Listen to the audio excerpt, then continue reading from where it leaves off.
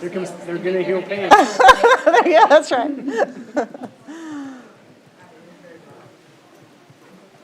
Come on in. Welcome.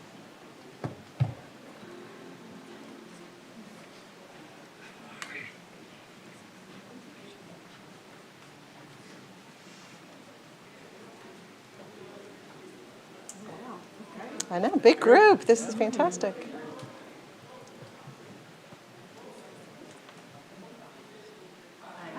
Allegiance to the flag of the United States of America and to the republic for which it stands, one nation, under God, indivisible, with liberty and justice for all.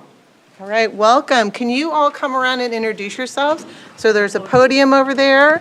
If you walk around and just tell us your name and if you have a favorite class and a favorite and/or favorite hot lunch meal. Our friends at Food Service want to know. Okay, should I go first? Yeah. Okay. Okay. Hello, my name is Samantha Meyer. I teach 5th grade at Kristen McAuliffe, and my favorite subject to teach is science. Yeah. You can, yeah, or favorite hot lunch? Yeah. My name is Clara, and my favorite subject is science. Do you have a favorite hot lunch meal? Sweet and sour chicken. All right, thanks, Sarah. My name is Scarlett, and my favorite subject is math, and my favorite meal is probably sweet and sour chicken. Great. And is that mic on, you guys think? It is. Okay. Thanks for checking, Dr. Neal. My name is Meredith, and my favorite subject is science, and I like the lasagna. All right. My name is Kendall, and I like science, and my favorite lunch, I like to bring my lunch, but I like tacos. Hi, my name is Nell, and my favorite subject is science, and my favorite school lunch is probably sweet and sour chicken. My name is Tori. My favorite subject is science, and my favorite hot meal is sweet and sour chicken. My name is Vivian. My favorite subject is social studies, and I like pizza. Thanks. My name is Andrew, and I like social studies, and my favorite hot meal is burrito. My name is Jackson. My favorite subject is social studies, and my favorite hot lunch is walking taco. All right. My name is Lucy, and my favorite subject is art, and I like mac and cheese. My name is Harper, and my favorite subject is social studies, and I like walking tacos. Walking tacos. I'm Krista Ziesmer, and I teach 4th grade at McAuliffe. My favorite subject to teach is math, and my favorite school lunch is the French toast sticks with sausage. That's mine. Hi, I'm Brian. I'm the principal, and I'm a kind of a chips and queso guy. All right, did everybody say hello? Yeah. Okay, thank you so much for all being here.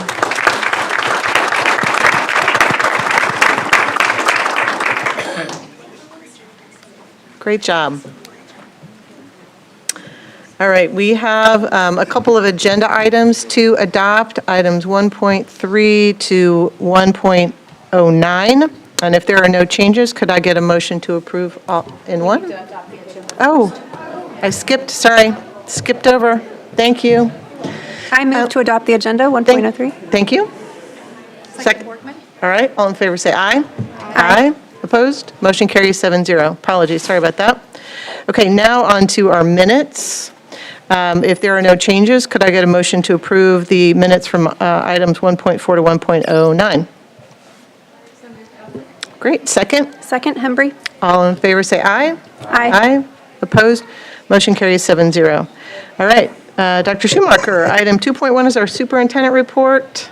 Yeah, thank you, Dr. Sinclair. We've got some great news to celebrate with our school districts. First one is the Kansas Scholastic Press Association, KSPA, has honored 2 Shawnee Mission School District educators for their outstanding work supporting student journalism. KSPA honored Dr. Ryan Fleury, our principal of career education campuses and coordinator of career and technical education, as 2025 Administrator of the Year. He was praised for his unwavering support of student journalism, press rights, and advisor collaboration across all of our Shawnee Mission high schools. Additionally, Shawnee Mission North High School advisor Becky Tate was inducted into the KSPA Hall of Fame. Tate has led Shawnee Mission North's journalism program for 35 years and has shaped generations of student journalists and advisors. Her students have earned numerous national awards, and she has led both the KSPA and the National Scholastic Press Association. Sporting Kansas City honored Teresa McIntyre, Comanche art teacher, as a Sporting Samaritan. This honor is given to celebrate outstanding teachers who make Kansas City a better place to live, work, and play. Christina Lively, Blue KC Vice President and Chief Marketing Officer, stated, "For the past 3 decades, Teresa has poured her heart and soul into educating the next generation on the importance, values, and benefit of art. The unwavering commitment she's shown to the Shawnee Mission School District is inspiring, and we're honored to highlight an outstanding educator who continues to impact students in their educational journey." A huge congratulations to Teresa. We also want everyone to know that in the summer, there will be opportunities for children to obtain free, nutritious meals in the Shawnee Mission School District.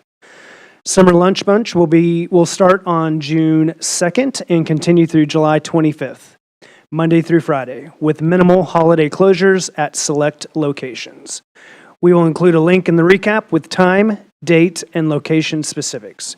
We encourage everyone to share that meals will be provided this summer. The R&D Forum. What an amazing week we had here in Shawnee Mission last week. It started with the incredible student showcase, featuring student projects from across the district. It was such an exciting time to see students, their families, and community supporters in this building, seeing all of the amazing innovations and creations from our students. We also enjoyed the Next Great Idea Pitch competition, where student innovators shared their pitches to their great ideas for prize money. Our students truly did an amazing job. We invite anyone who wasn't able to watch this competition or the awards ceremony that followed live to watch it now on YouTube. We'll include a link in the recaps.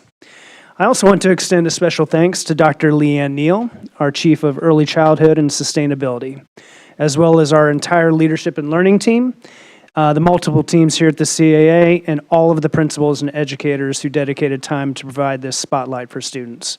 As always, we thank the Rainier family for their long-standing support of this Shawnee Mission tradition. It's truly unique. We look forward to seeing everyone next year. At the last board workshop, we shared some highlights from students involved in our JAG-K programs at the high school level. JAG-K stands for Jobs for America's Graduates, Kansas, and is a program that helps students explore career opportunities through practicing a variety of skills. Westridge Middle School shared that they had 8 students qualify to participate in the JAG-K State Career Development Conference competition. Giselle Perez and Hugo Madrid Rodriguez achieved 5th place in the Outstanding Chapter event. Hawker Grove Middle School also took 8 students to the state competition.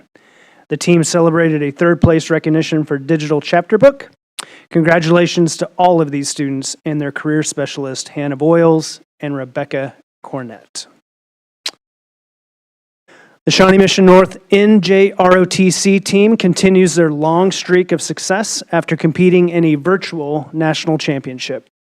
They finished 1st in armed regulation, 2nd in color guard, 3rd in armed exhibition, and 5th overall.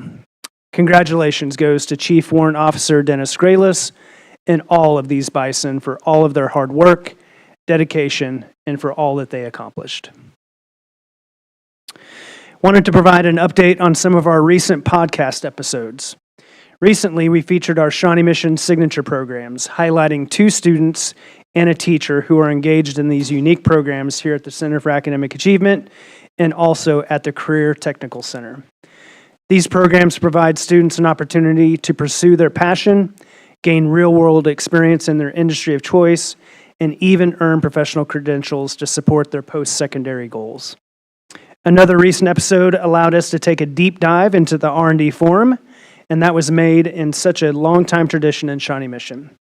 This episode features Dr. Neal again, Mr. Bob Rainier, whose family supports the forum, and a special guest was Audrey Jennings, Shawnee Mission West Junior. She was one of our Next Grade Idea Pitch winners last year. She did an amazing job on the podcast. But also include that we just recorded our last one, and it's going to highlight math education in the Shawnee Mission School District. The communications team said there was no way we could make that interesting for a podcast, and I completely disagreed. Sorry, buddy, threw you underneath the bus. We did it. We made it very, very interesting. So please tune in. Sorry, that was off script. I added that. It wasn't David. All right. We'll include a recap so that anyone can download or subscribe to Shawnee Mission Mic'd Up. And with that, our first all-star of the night is, I'm going to invite Kelly Tinbrink to the podium to introduce our first all-star.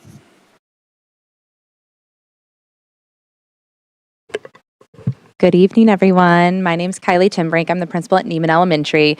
It is an honor to stand before you today to celebrate one of our district's outstanding individuals, Annie Kwan, who is being recognized today as one of our district's April All-Stars. Annie is not just a social worker. She is a dedicated and hardworking advocate who consistently goes above and beyond for our students, families, and staff. Her dedication and hard work, along with her humor and relationship building, make a lasting impact on everyone she supports. Annie is a fierce advocate, always ensuring that the needs of those she serves are heard and addressed. She is deeply committed to empowering others, providing not just support, but also teaching life skills, resilience, and coping strategies. Whether working directly with students, guiding families, or providing professional development to staff, Annie's contributions are invaluable to our community. We are lucky to have Annie on our team, and to give you a better sense of who she is, we'd like to share a special video highlighting her. Please enjoy.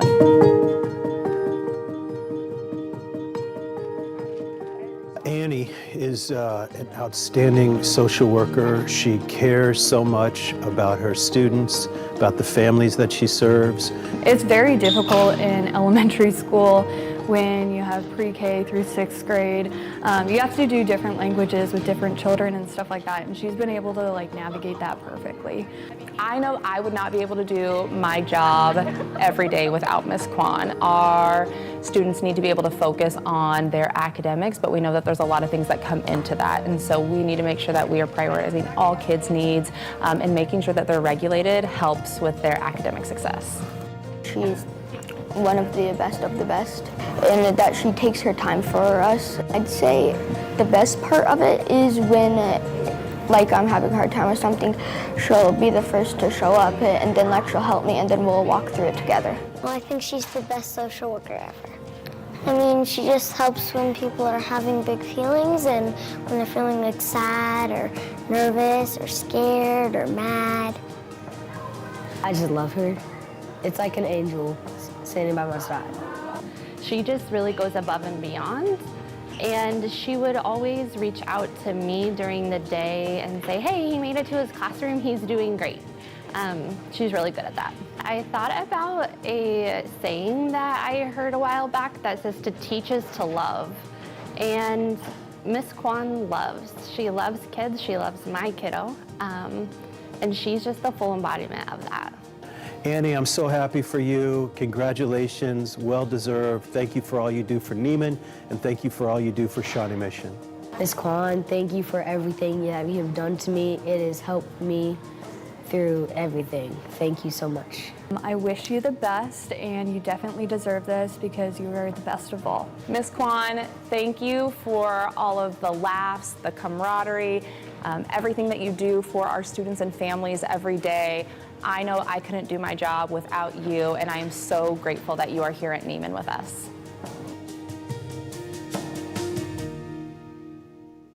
All right. Ms. Kwan, would you come up?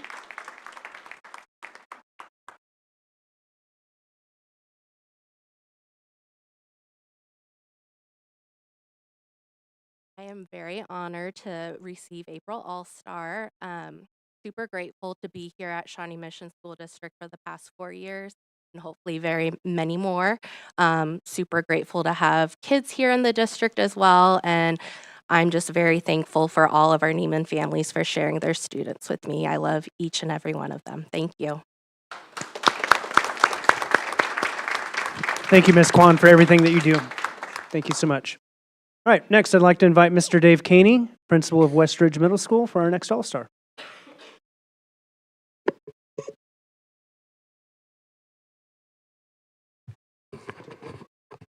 Good evening. I'm here to introduce Miss Darcy Smith, an April All-Star. Miss Smith is the food service kitchen manager at Westridge. Every day, Darcy and her crew serve hundreds of students breakfast and several hundreds of students lunch. As an aside, I know how difficult it is to make dinner for my own 3 kids, so I can't imagine serving a school of more than 700. We know that students learn best when they have nutritious meals. At Westridge, that happens thanks to Miss Smith. Miss Smith is one of the first people in the building preparing the start of every school day and preparing breakfast for our Wildcats. The cafeteria crew truly appreciate Miss Smith. They know she's organized, well-prepared, and helps to create a team effort in our cafeteria. Although much planning and preparation is needed for every meal, and hundreds of students go through that lunch line, Miss Smith serves them with a smile on her face. When considering Miss Smith's work, one recognizes the impact she has on students. Whether it's a healthy diet, a timely lunch period, or a warm greeting at the lunch line, Miss Smith has had an incredible impact on our kids. And at this time, the District Communication Department has put together a short video about our All-Star, Miss Darcy Smith. So Darcy's the manager at Westridge Middle School, and she does a great job of managing her staff and then serving the kids. She makes sure that we're getting those kids through the line as quickly as possible and that the food is the best quality. She's making the food for all of us each day, and I think that's just amazing that she worked so hard for this. I think she does an amazing job at it. It didn't matter when kids came in, we could always come, and she would always open the doors and stop whatever she was doing, prepping for lunch to make sure the kids were fed. She's very hardworking, and she's very nice and kind, and she feeds so many kids every day. But every day she greets the kids, she knows them by name, she knows their special snacks. She knows them also on a personal level and can ask how they were doing, you know, how was your weekend, and just really gets to know them. And they know that, and so they return the kindness back to her. I think she's very kind. I greet her with thank you, good morning, and have a nice day. Every single day she gives me food. I know that she has been practicing Spanish for years at this point, so she really makes an effort to communicate with our students in multiple languages, which is a big deal when you come to a school and a basic need is to eat and you can't communicate. So she's really taken it upon herself to treat everybody with respect and kindness, and we really appreciate her for that. You can tell she cares about the kids. She's, making sure that they get the extras that come with the meal. We have cookies, she's, make sure you get that, or chips. We have a la carte items that the kids like to purchase, and so she works to make sure that they've got their favorites, because the kids do. They have things that they like and they miss when they're not available, so Darcy's always trying to stay on top of ordering those things. There are times when, after she's finished for the day, that she'll come to the office, there's things she has to turn in, and just having conversations with her about the day or about an issue a student might have had, and knowing her level of concern, I think that speaks to who she is. Congratulations, Darcy! Woo!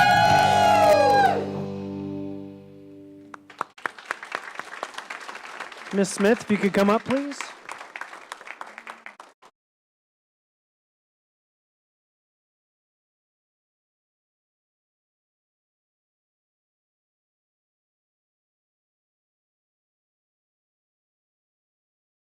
Thank you for this recognition. I really appreciate it. I've been with the school district for almost 14 years, and I just enjoy feeding the kids. Thank you. Thank you. Thank you, Ms. Smith. Thank you so much.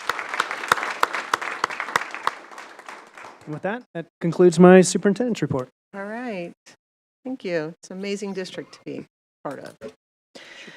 All right, our board reports. I'm going to start with Mr. Garcia. If you have any updates on our SMAC PTA Council or the Shawnee Mission Education Foundation. Thank you. Yes, I do. On behalf of the Shawnee Mission Area Council PTA, they wanted me to pass along some information or maybe just a reminder for our PTA folks that are watching out there and families that are interested. They're currently in the process of planning the School of Instruction. This is a good learning and collaboration event for all PTA executive team members throughout the district. SMAC PTA does a really great job of bringing in a lot of good information that could be used in all spaces, PTA and school building wise, and they do a really great job. Each president should have in their email already a sign up for that event, and they wanted me to be sure to communicate that directly. So check those inboxes because it's on the way. On behalf of the Shawnee Mission Education Foundation, they want to communicate that the foundation is excited about next year's excellence in education grants that they presented in this last meeting. Students from all grade levels and every feeder pattern will benefit from these innovative projects. The foundation is also gearing up for their 8th class of Leadership Shawnee Mission. That's when they get a good amount of students from each feeder pattern to come together to learn about leadership and how they can take that back to their own buildings. That starts on June 30th. So yeah, students from all 6 high schools will be involved with that. So those are both on SMAC PTA and the Shawnee Mission Education Foundation. That's it for me. All right, thank you. Okay, so next we have Ms. Borgman. Any updates on KSB Board of Directors? 2 things super quick. First and foremost, the KSB is revamping how they are supporting, offering support to new board members. Dr. Hart and his team are leading this effort, and so the goal is to really provide a more sustained approach for new board members, because as we all know, it takes a minute to kind of get your sea legs in this role. So that's the first thing. Stay tuned. And then the second thing, for people interested in running for school board, KSB has diligently worked to provide more resources for individuals that are seeking to serve on local school boards. And the resources can be found at ksb.org. And just look for an elections link, and there will be lots of information for people interested in running. Great. That's it. Thank you so much. Ms. Owsley, anything for Policy Review Committee? Yeah, so we had a meeting today. It was a lovely meeting in that we were just looking at the standard updates from KSB's recommendations. So it went really smoothly, and those will be on a later agenda. As you know, we have the policy update later on today on the community-funded positions. And then we have another meeting scheduled for May 12th at 3 p.m. To discuss 2 potential issues with the transfer policy. One on looking at absent events under the good standing criteria, and the other being to look at out-of-district transfers for students of educators and the language there. And the policy committee has requested information on the underlying statutory and regulatory framework, if there's any guidance from the Kansas State Department of Education, and whatever other insight that the leadership team would like us to have information on, so that we can have that to prep for the discussion in a couple of weeks. And then it's possible, because we have tried to get that on the schedule as quickly as we could, but it's possible we may have to push it back a little bit with the hecticness of graduations and everything. But for right now, that is the time and date. So thank you. All right, thank you very much. The Finance and Facilities Committee, we've concluded our work for the school year. We had an extra meeting on the calendar in June, which we will, I think, pull off, and we'll be looking to reschedule or to schedule our 4 quarterly meetings for the following school year. So be on a lookout for those dates. I think that's it there. All right, anything else in terms of board reports? Anyone else have to add anything? Okay. That brings us to 2.3, our board financial report. Yeah, pretty, excuse me, pretty standard board financial report. Russell is here if you have any questions, but there is nothing that I would say is out of the ordinary. Okay. All right. Thank you for having that available for us on a regular basis, Mr. Knapp. All right, discussion items. Our first discussion item is our legislative update, and I believe Dr. Little is here with us to share insights on the conclusion of the 2025 session. Yeah, Dr. Little is here, and he's going to give us an update. Of course, we are wrapped up, but his work is never done. Well, kind of. Stuart Little, Little Government Relations in Topeka. I wanted to thank Dr. Schumacher and David, Dr. Stubblefield. This was a very busy legislative session. Things moved very quickly and required me to request assistance and guidance and opinion a lot. And so I do appreciate the speed that we were able to deal with a wide variety of issues. I will note, first of all, the 2025 session is in many ways didn't accomplish what they came to do. They passed income tax reductions last year. They wanted to come back this year. Leadership in both chambers wanted to pass property tax reductions to go along with the income tax reductions. And essentially, they were unable to come up with anything that really reduced property taxes. And the things they were trying to balance were whether to put a cap on growth in property taxes and limit the ability to raise more revenue through property taxes, or to put limits on local governments so that they couldn't raise more taxes unless there were a variety, whether it was a protest petition or a vote or those kinds of things. So they're trying to either cap how high anybody could go or cap how much a local government could raise. And during that whole conversation, school districts were not part of the policy issues that were discussed there, but an overall cap would have obviously had some kind of impact. The second thing I would note about this session that was different is the expedited calendar, and we probably took 4 weeks off of the legislative session in terms of compressing things. Leadership in both chambers wanted to come in and demonstrate efficiency and quickness and move through the process.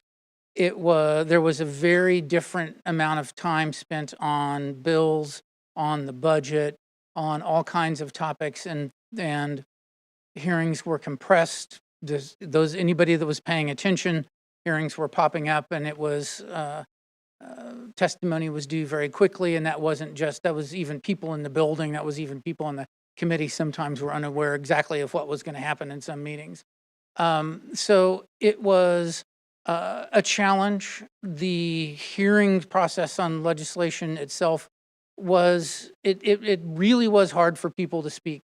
And it was even folks that came in on some pretty high profile bills, the time that was taken was restricted, and it was not the best opportunity that we've had to have a conversation with policymakers, and then they had to move bills out very quickly and move forward. So it was, we ended up getting some bills, and if you were following along as we went through, and there were some pretty high profile bills that came up, and then they would disappear off the calendar. I would say this, my reports would say, this bill's dead, it's gone. So, because didn't spend time vetting them. You didn't go through some of these things that were moving forward, and the unintended consequences would come up after a bill came out of committee or after it passed one chamber or the other. And so that's part of what you get when you begin to rush the process.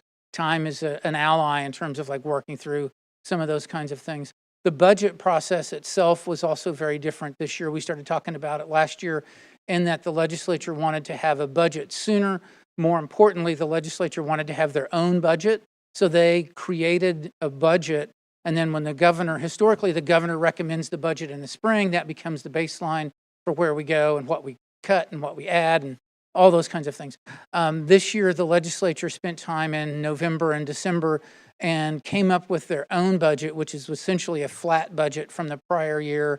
And then when the governor made her recommendations in the budget, they were just considered as another issue. So the baseline for the budget itself dropped, and that's why kind of very quickly we were $200, $300 million in reductions because we didn't take, the legislature didn't take a lot of those, some of those built-in additions into services and those kinds of things. So it was, that was sped up. The other thing that was interesting, and we submitted testimony on the K-12 budget on the House side, as did lots of other folks.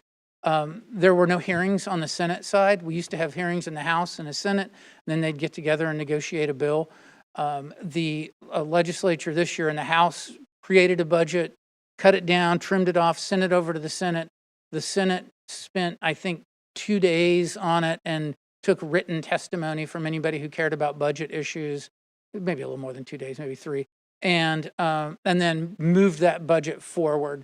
So it ended up being a process that was very quick, and that there wasn't much opportunity to have some input in what was going on. I would note, to the benefit of folks who are watching these education issues, the K-12 education budget was included in the main budget bill. And for the last 6 or 7 years, we would stick policy legislation in with the budget, and it would get passed in that manner, in which there would be some policy, but you had to vote for the budget to get it and those kind of things. The budget was treated with K-12 with the regular budget, and frankly, that's probably a reason why some of the things that might have passed in prior years did not. And so that's a function of some choices that folks in leadership in the legislature made. I will note briefly on the budget. The budget included the CPI increase. It included $10 million of new funding for special education for this year and next year, which is far below the $72 million a year that was anticipated to keep moving us toward reaching that 92% actual costs. And so we got $10 million each year out of that. There were a couple of things that were cut out of the budget. In the next budget year, there'll be no funding from the state for professional development, mentor teaching, mentor teachers, safe and secure schools. They will leave in the CTE, transportation funding. Included in the budget, by the way, was, I note here that there were $10 million was given to the Office of the Attorney General to pay a private vendor who has a firearm detection software that is used in some communities in some states. And so that will be available. School district will have to apply, get some of those resources. They are a 1-year contract, and then school districts have to pick up the operating costs after that first year. There were a couple of things that the governor vetoed out of the budget bill that were not overridden. One of them, I think the thing that I would point out and note, is one of the items in there was the effort to get AED equipment into school districts. And one of the things that the legislature had required, that those would be paid for out of the CPI increase. And it wasn't a tremendous amount of money, but it kind of laid the groundwork of, we're going to direct you to take money out of the base funding that's supposed to be for education to purchase these items. So the budget had the CPI, but that's about it. I'll note a couple of these items, legislation that was passed, some of the more significant ones.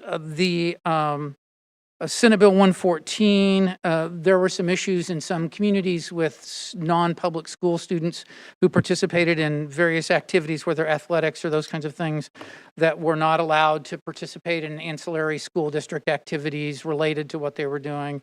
And it's, again, one of those examples where there are a few examples, so now we have a new law that prohibits that from happening. I would note on, we talked in the fall into the spring about the public funds issue and efforts to constrain and limit the ability of you all to control the use of public funds, what you chose to do with those dollars, and that was eventually worked down pretty quickly through right as the session began. And so that passed. There was apparently nothing really offensive. Russ, I don't know, you may have a different thought on that, but in general, it was much better than it was when it came out. And noted a change in the COMA laws. If the governing body creates a subcommittee now, that's going to be subject to the Open Records Act and Open Meetings Act. So that'll be a bit of a change there. The last thing I would probably pick off this list would be House Bill 2382. which is a combination of a bill that allows the State Board of Education to increase their salaries. They were not part of the legislative salary increase that went through 2 years ago. They were left out of that. And so now they will be able to set their own salary and fund that out of their budget. So that was passed. The other part of that was a bill that will require any health or, well, there's some phraseology there, but health and education related courses would be required to show certain video process of fetal development. And those two items were put together in a bill. It was passed, it was vetoed by the governor, it was overridden at the end of the session. So that's a new addition that's going to be added to every grade, every health course.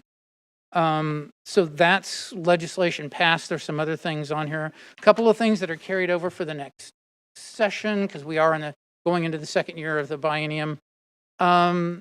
The bill that came up late in the session regarding prohibiting sex offenders from being on campus, being in school activities, had a hearing, was in conference committee, and simply did not get resolved at the end of the session. It will come back. It will be dealt with next legislative session. The bill that was the $8,000 refundable tax credit for a child to take to a non-public school, $4,000 for homeschoolers. It had a hearing on it. It's still sitting there. It did not advance. And then the other bill that had a lot of attention was the board, Senate Bill 47, that was going to restrict boards' flexibility. You'd be able to have board members adding things to the agenda, taking things on the agenda, allow public comment to engage in conversation, require to engage in conversation as needed in the public comment section. That bill's still sitting there. It's very broad. It has an impact on local governments and all those kind of things. So there's a wide range of folks opposed to that. The scholarship bill that was that passed, the continuing expansion of the scholarship bill was vetoed, and they didn't have the votes to override it, so that bill remains unchanged. It was raising the overall cap and adding some accelerators into it. Another bill would have required, and this stems back, if you think about to the Juul lawsuits and opioid lawsuits and those kind of things, would have prevented any governing body from entering into a contingency fee contract for legal services without the approval of the Attorney General. And that bill was passed, and then the governor overrode it, and it's dead. The last thing I would note is the pronoun parental consent issue that we had hearings on. It was dead. It didn't ever make it out of committee, and when they strike it from the calendar, it says in there that means we really mean it. So it's likely won't come back next year. I will make a couple of comments about the K-12 Education Task Force. That's kind of where we're headed here for a while. This is the 15-member task force that is looking at rewriting the school finance formula. There's 8 legislators, 7 non-voting members on the committee. They are working their way through, began the main meetings in February and in March to look at all the components of the formula, look at other states, figure out what, if, how, when, all those kinds of things in the formula. And they're looking at everything.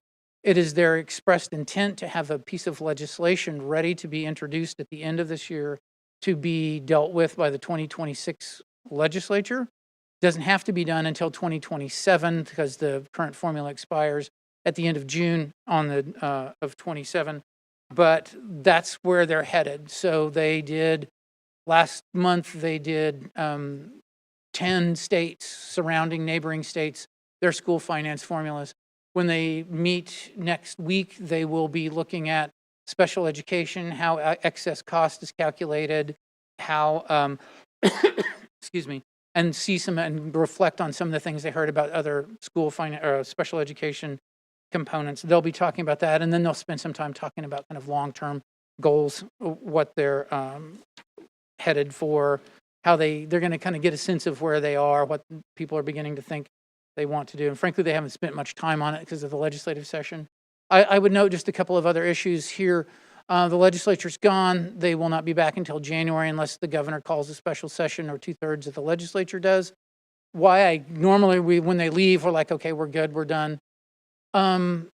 There are certain global economic issues that have the potential to have an impact on whether it's state revenue, whether it's there are actions at the federal level, and those would run the gamut from the U.S. Department of Education, how they may want to distribute federal dollars. If you're on the healthcare side, the Department of Health and Human Services, what may be provided for healthcare issues. Those are all kind of unknowns, but we've seen some of the things that have come out in a couple of places, and the potential for some significant devolution of authority to go with dollars or those kinds of things, I think has the potential, if that lands in the lap of the legislature, they're certainly not going to let the administration set the course on how we'll redo Medicaid or the federal funds from the Fed. So those are some things that would suggest that if those things get to that level, we might have a special session or just wait until January. But it is something that's kind of, given the uncertainty, how things could play out. So that's kind of big picture. I'm happy to answer any questions that you might have. Thank you so much. The PowerPoint presentations are also super helpful and very welcomed. So thank you for doing that. It helps kind of keep the big picture in place. All right, I'm going to look left and right to see if there's any questions. Ms. Ousley. On the special education funding issue and potentially the instability of the federal funding piece, it's been a little bit since I've looked at the statute on how Kansas determines which portions they're paying. But on the continuity of funding, in which they have to continue to fund what it is that they funded the previous year, if the funding from the federal government were to alter, would that impact that in any way? That is, we're supposed to receive the same amount of funding every year. And you may not know the answer to this question, but has the legislature discussed that at all? Since you're discussing, potentially that being something that might require a special session, is that on anyone's radar with regards to that impacting perhaps the state's obligation to make up for a deficit or anything to that effect? Are you speaking, I don't know if I'm misinterpreting what you said, but the maintenance of effort requirements that the state has to? Yes, for the state of Kansas. So if the federal government falls down, so to speak, and we have a maintenance of effort obligation from the state, would the state in any way be obligated to make up for any of the loss coming from the federal sector? I would not be able to tell you what the impact would be if the change happened at the federal level to the state. Because the federal government doesn't hold itself to the same maintenance of effort standard, does it? Well, neither do they fund their portion of special education. No, that's true. All right, thank you. Yep. All right. Ms. Embry. Thank you, Dr. Little. My question is about the end of funding for the grants for professional development and CTE transportation.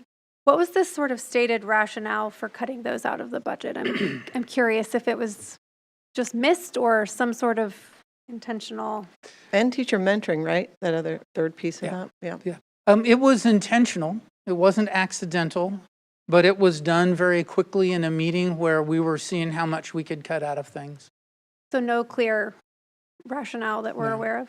No. Okay. And it's the kind of thing, to the extent that these are resources utilized by the district, I think that's a conversation that can take place next legislative session, and because there really was no discussion of it, there was no rationale offered for it, and this didn't just happen here into this one part of the KSDE budget. These kinds of things were done in many different places. Thank you. Yep. And that not only does that play really strongly into teacher retention, teacher recruitment, isn't part of that a mandate? Like some of the teacher mentoring? I mean, that becomes the mentoring is mandated. It's up to the individual school district to set the cost of what it is, but we do have to pay our mentors. And you'll see in the budget when we recommend it that we want to take over that cost. So that becomes, It becomes it's a good thing to do, but it also becomes an unfunded mandate. 100%. I didn't mean to cut you off if you were finished. Sorry. Right. Any other question? I have a couple. Feel free to flag me down if you guys want to, if you have anything else. So you had mentioned it right kind of at the end of the session, if some of those federal funds get block grant, so to speak, and just pass directly to the state, I think what you were saying was that we don't know what entity it would go to. It could go to the Department of Education, or it could go to the legislature, or it could go to the governor. We don't know where it would, even what body would be, given the authority to distribute those funds. Is that what I'm hearing? Well, my interpretation is that exact question you asked is going to compel both sides to say we need to get together, because I am certain that the legislature would likely not say, go ahead, governor, or the state board of education, you figure out what you want to do. I think those kinds of things that would generate a desire to have some say in what happens to those dollars. Okay. And then aside from, I'm going to jump to the House Bill 2382, the one that has the curriculum requirement and the State Board of Education pay. So on that bill, that legislation that passed, so the State Board of Education was given authority to pay itself, much like I think local boards, but the point was there was no funding allocated for that, right? So if they wanted to pay themselves at a more competitive rate that the legislature allocated for them, assigned for themselves, they would have to take it out of what, some operating budget, or right? So there's no funding allocated for that raise. Is that correct? Right. Okay. And then the other part I wanted to circle back to that, because I think it's one that parents might notice more, is this other new curriculum mandate. So that is a video we now need to show, or some video that will be determined in the future. Do you have any insights on that? Not much insight other than KSDE is hoping to provide a recommendation to school districts. They don't exactly know what it's going to be at this point. We've assigned Dr. Dennis, of course, to be our liaison with KSDE. I forget, Dr. Little, if you know the exact terminology in the statute, but anything to do with child development, is that the? Human development? Human development, yeah. It's health, human development, and I just was looking at it yesterday. Health, human development, and it is shall, and it is any. So in any course that fits those categories, you shall show a video, high quality video. I've never seen that in a statute, but it's referred to as high quality, either computer generated or animated depiction of brain development, a couple of other things added in there. The reason I ask about 3 minutes, it must be 3 minutes. Yeah, the reason I ask about the language is there's a standard in kindergarten that has that language in it. So do they mean kindergarten? Do we show this video? We don't know. So there's a lot of questions, both from KSD and from the local school districts as well, as to what that means. Okay. And then I think I had one other, I just kind of trying to get the cumulative. So there were a couple of pieces. So there was some discussion last session about bringing special education funding up to that 92%, targeting $72 million to be added each year over the next couple of years. So that we ended up with 10 million, not 72. So we're kind of down a little bit right there. And then another couple 10, 15 million was stripped around what Ms. Hembry was talking about, right? Right. So around the professional development, mentoring, and then we had a number of other pieces kind of added on without any additional funding. Right. So a couple of more mandates added into that without additional dollars. Okay. Making sure I understand that. And then, okay, my last question, and I'll probably bring this up again. So this education task force that's meeting, a legitimate outcome of this education task force could just be to renew our existing school funding formula. That would be a very reasonable, I'm not saying expected, but a reasonable outcome of that group, to just renew the school funding formula that is constitutionally and equitably sound, adequately funded, and just remove the sunset. That is a possible outcome, or a possible option.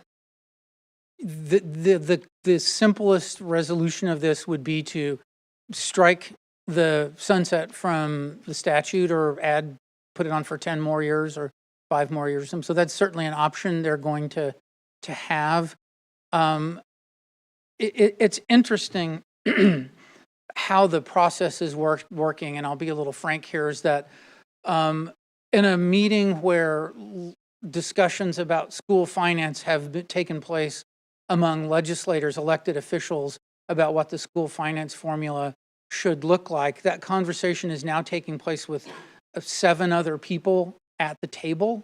The ex officio members, which includes the Commissioner of Education, Special Education Director, 2 superintendents. So there are folks at the table as well that are participating in those conversations. So those of you that have watched in the past and seen kind of how conversations about what something is or isn't gets bigger than it is, that's not happening here right now, because they're kind of everything's kind of being rooted in the Commissioner of Education and other folks saying, this is actually what's happening, this is how much it costs, this is why we do this.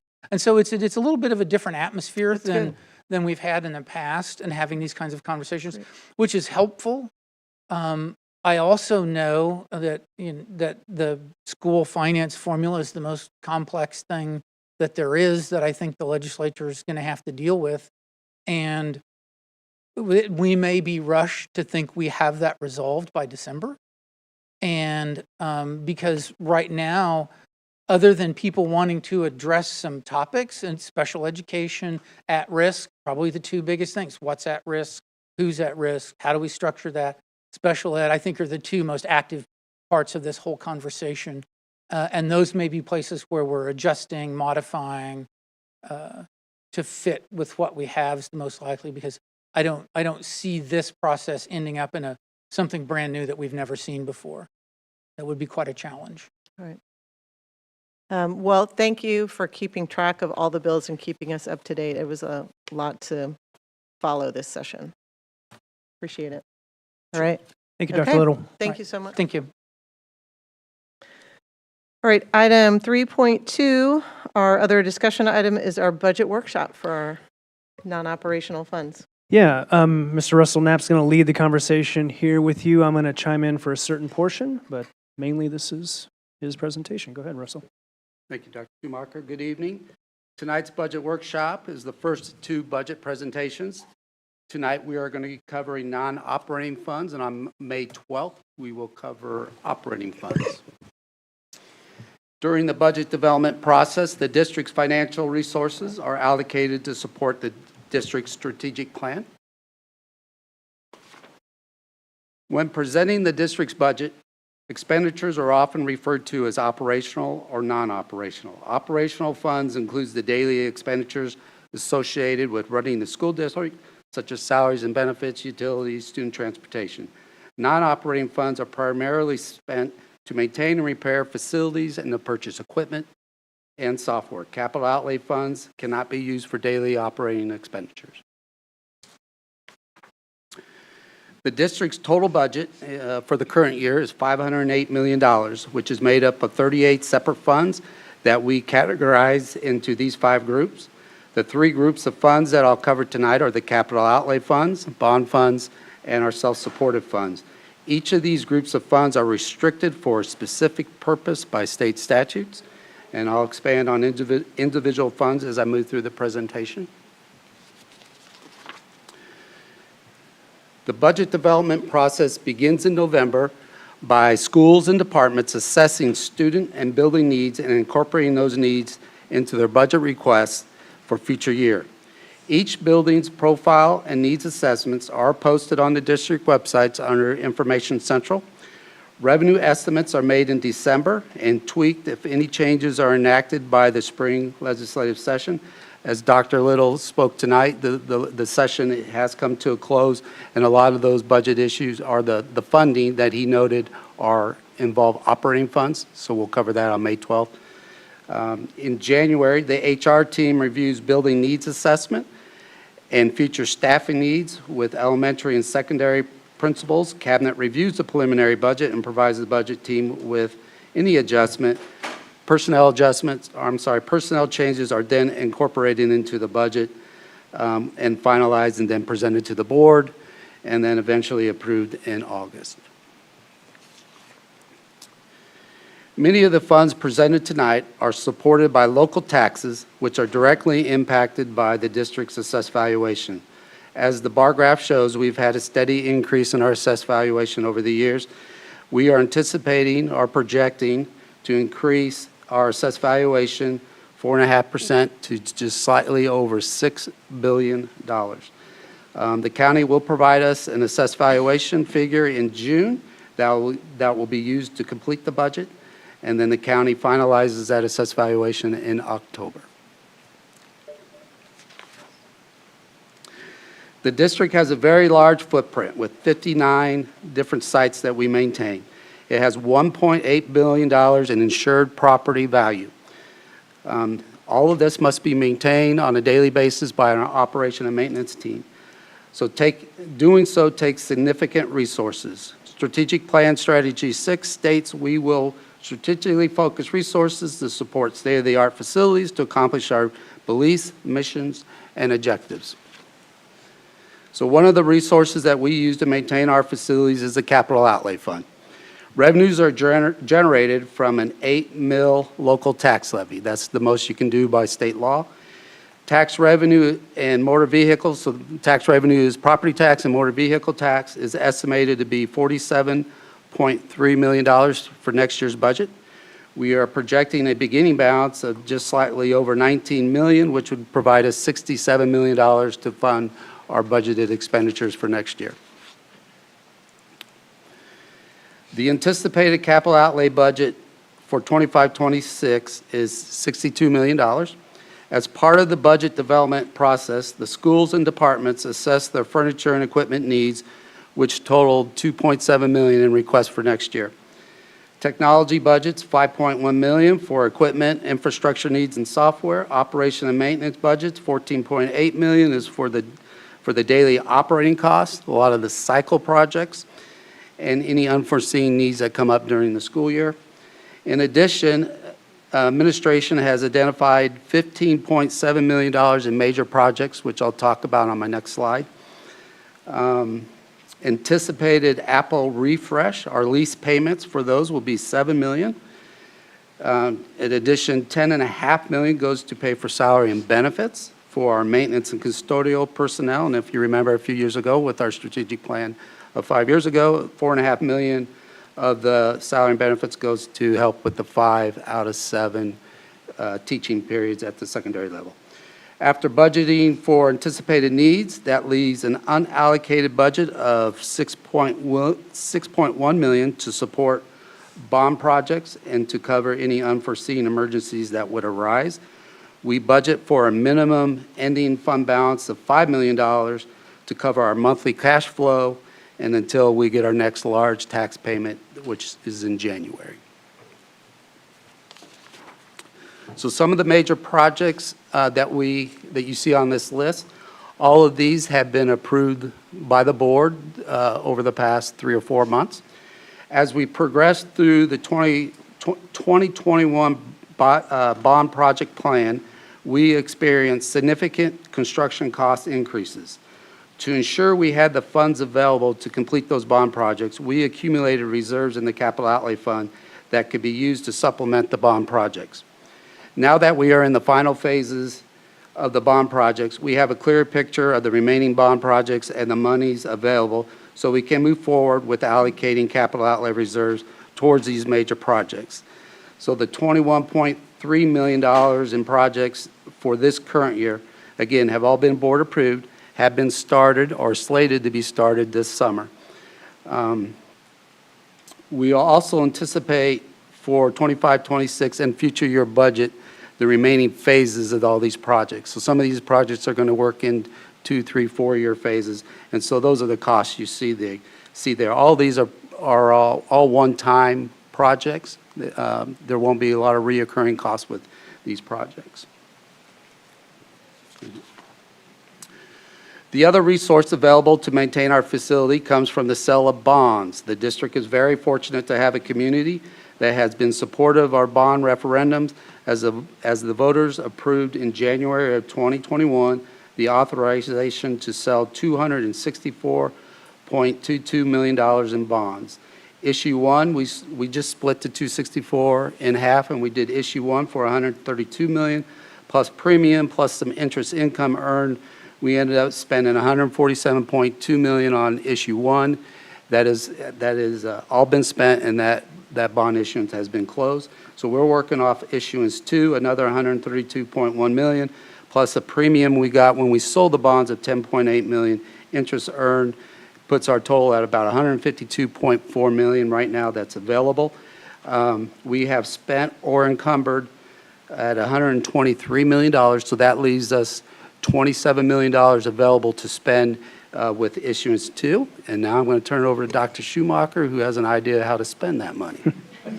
Well, it's not mine, it's ours. Those two slides clearly go together. So these next few slides that you're going to see, we're going to go through, were first delivered to the Finance and Facilities Committee a few weeks ago. That was the first time the public saw these. We thought it'd be important for the entire body, the entire board to see these, and for our community as a whole. As you know, we have a new strategic plan, and we have several action items working within that strategic plan, and one in particular that is specific to this evening is Strategy 1.3.1. And it states that we should increase pre-K sites based on facility capacity and district possibilities to provide equitable access to early interventions and foundational learning through a braided funding enrollment process. I want to call out Dr. Leanne Neal and Ms. Sherry Dummeline for leading this group. They did a tremendous job.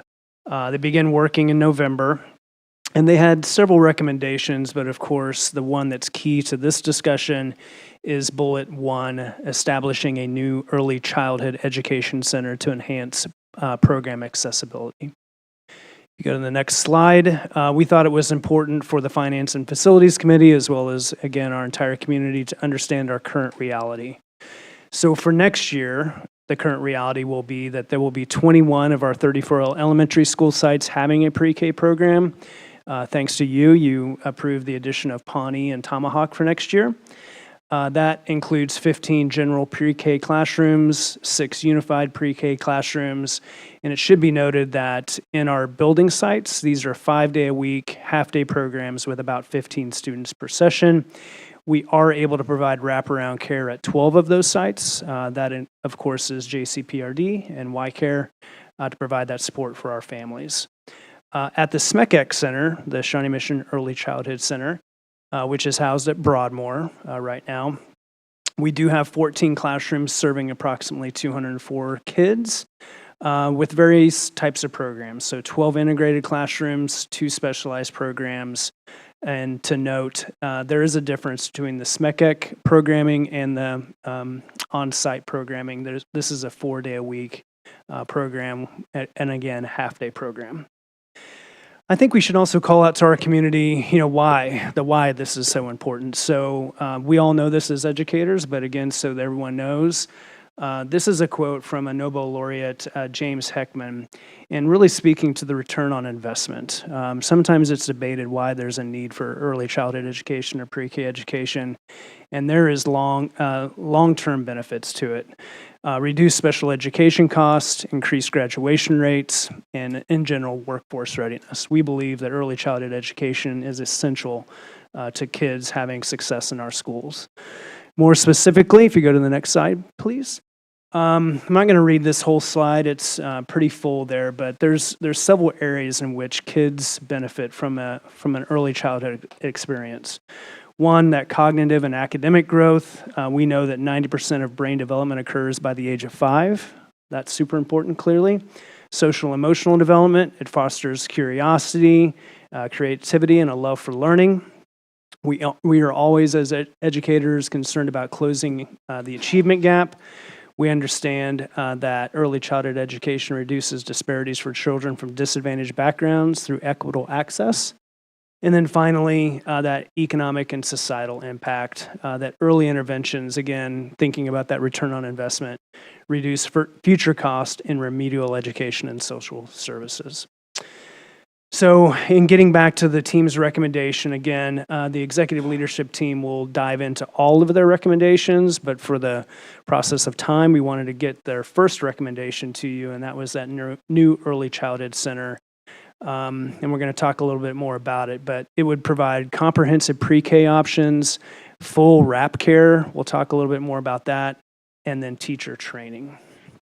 So the next slide. The recommendation that we made to the Finance and Facilities Committee, and they were, I think, overjoyed by the recommendation, was to build a new early childhood education center. And just to note, there's nothing in particular wrong with what we're doing right now. Our early childhood center is housed at Broadmoor. It is a former junior high school, and it's good. It's fine. But what we've known, or what we found out as the team has toured pre-K or early childhood specific centers, there's benefits in having an intentionally designed early learning space for our kids. And there would be a massive benefit to that. There'd be a full continuum of classroom models, and so we could offer general, unified, integrated, and specialized. I kind of stumbled over this at the Finance and Facilities Committee, but Dr. Neal and Sherry can elaborate on what those programs look like. But you know, each of these early learners come in with different needs, and we can tailor their needs within this program. That centralized hub for services. So again, we have 21 sites. We would never anticipate pulling away those 21 sites, but this would provide that centralized location for services for all of our early learners and educators. Flexible placements and transitions, you can see all this. Increased opportunities for diverse peer access and spaces for screening. The wrap care, I think, is also what's really important here too. So I tried to explain this to the Finance and Facilities Committee. So let's say that your child is in early childhood at Pawnee, and they're in the morning, and perhaps there's no early or wrap care for them. I don't know if this is true for Pawnee. I'm just using that as an example. But we could potentially bus that student over to the new early childhood center who would be offering before and after wrap care. And so this would be a massive benefit to our parents of early childhood learners. Again, we believe that there's a strong investment, a return on investment for early childhood education. And this would be a massive benefit to the entire system. You're wondering about site. The ideal location would be the old Catherine Carpenter location. Of course, we're demoing that right now. And we clearly have the money, right, Russell, to do this. So we wanted to provide that to you. I'm going to throw it back to Russell to finish the presentation, and then all of us will stand for any questions that you may have. Thank you, Dr. Schumacher. So when a district sells bonds, that creates debt which must be paid off in the form of principal and interest. Very similar to a home mortgage. The district's 25-26 scheduled debt payment is $37.7 million, and the financial resources are provided by a local tax revenue from the bond and interest tax levy. In addition, the district has a special assessment local tax that goes to the paying of Johnson County wastewater and any construction work that is performed in the easement areas on our district properties. You've seen this chart before. This is our debt schedule, and it goes out through 2044. The different colors represent the different bond issuances. Red is interest. This fund is directly affected by our assessed valuation. With that assessed valuation increasing each year, we have been able to maintain our mill levy flat at 7.434, and we anticipate that again for 25-26 is to keep that flat. All right, the last group of funds to cover is the self-supported funds. They are deemed self-supported because the revenue raised is enough to cover the budgeted expenditures. without receiving transfers from the operating funds. One exception is the Instructional Resources Fund, which I'll talk about on my next slide. One of the other major funds that's in this group is the Food Service Fund that must balance increasing food costs with the loss of extra federal funding post-COVID.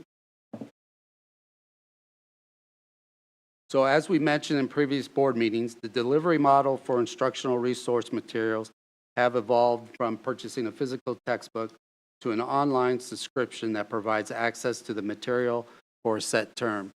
This requires more frequent, reoccurring, and expensive renewals. The current student instructional resource fees, which is indicated by the yellow and red bars, are not enough to fund the long-term costs of our instructional resource materials renewal cycle. In addition to the student fees, we have to support this fund with transfers from the operating funds, which is indicated in green. As you can see by the blue bars, our projected expenditures of $22.3 million over the next 5 years will exceed our projected revenues of $14 million by $6.3 million. So to balance this fund, the excess costs will be taken from the fund balances with a projected ending balance in 29-30 of $3.4 million. And again, these are all just projection as of today. They'll change each year as we move forward. Here's a chart of our mill levies, the history chart of our mill levies. Preliminary estimates indicate the total mill levy decreasing slightly less than 1% at 0.82%, or approximately saving $7 annually on a home that's valued at $200,000. And again, the final mill levies aren't determined until October. This chart is the mill levies of our area school districts. This graph compares the mill levies from 2024. SMSD assessed the lowest total mill levy in Johnson County and had the second lowest of the 8 area districts. Anna Stubblefield had the lowest. Very nice, David.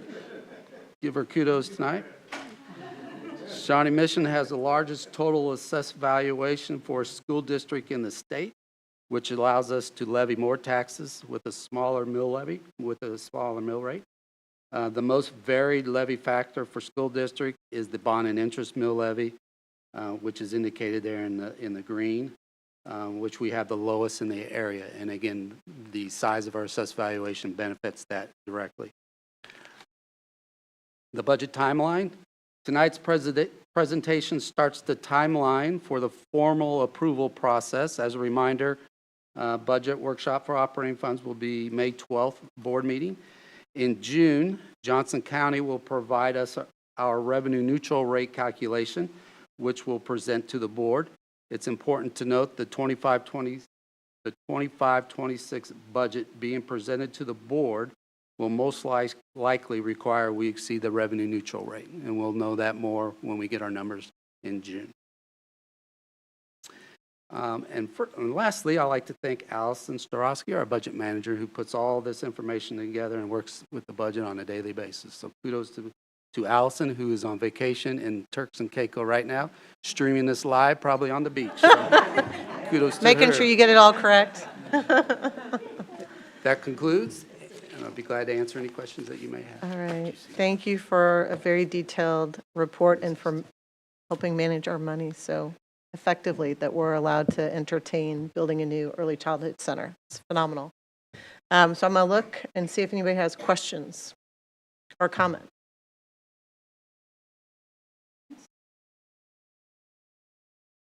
And I appreciate the fact that there are very skilled requirements for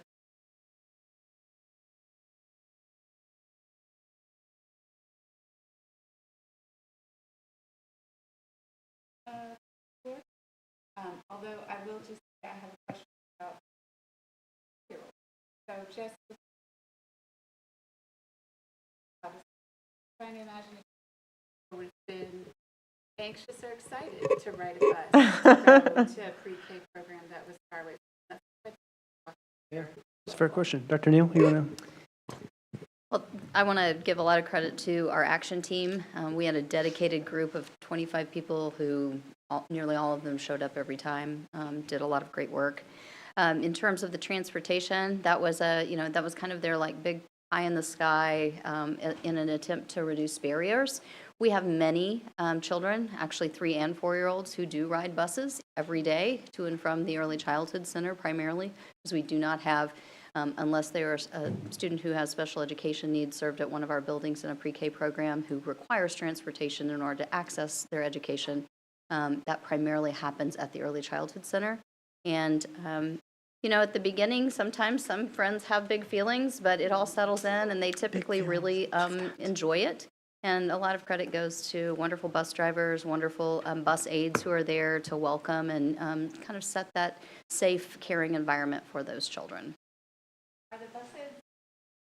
Are the buses our regular sized buses, or are we using like the smaller special transportation? Not that they're vans, but you know what I mean, that hybrid that's not quite the big, large yellow bus. Yeah. In most instances, it is a regular bus. And so we have certain situations, students require obviously a car seat or a harness or things of that nature, and we work to accommodate those needs.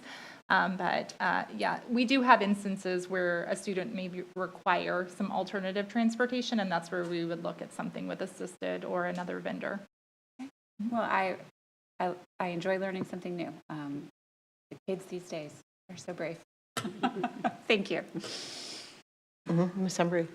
I was just going to say how excited I am about the early education proposal in front of us. I think folks know my son I have a 6th grader who was in the very first pre-K class at Trailwood, and he is now about to graduate. And I was looking back over all these benefits you see for pre-K, and certainly they're all a real thing. But I think one thing we don't always appreciate is how connected it helps families feel to their school community. So my son was in pre-K, and he got to, have a room parent, and he got to go watch the talent show, and we all got to come and watch the silly Halloween dances. And I think the work our pre-K programs do for kids is phenomenal, but I also think it's important to realize that helps families really get integrated into the school community. And when my oldest son started kindergarten, he was the one that was like, wouldn't even let me take him. Like, he was so comfortable in that school that he did not want me walking in the building.